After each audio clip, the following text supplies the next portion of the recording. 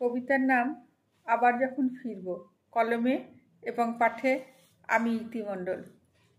আবার যখন ফিরব নূতন বেশে আমার প্রাচীন দেশে, সেই প্রাচীন বটের ছায়ায়, মাটির পাশে সবুজ ঘাসে সেই গোধূলির রঙিন তুলির মোহিনী মতন মায়ায়, আমার পাড়ার দিঘির পাড়ের একটুখানি দূরে, যেখান দিয়ে স্কুলে যাওয়ার পথটি আমার পড়ে, ওইখানেতেই ছোট্ট মাটির একটা ছোট্ট ঘরে থাকবে তুমি ভীষণ দামি মন হারা সেই নীড়ে।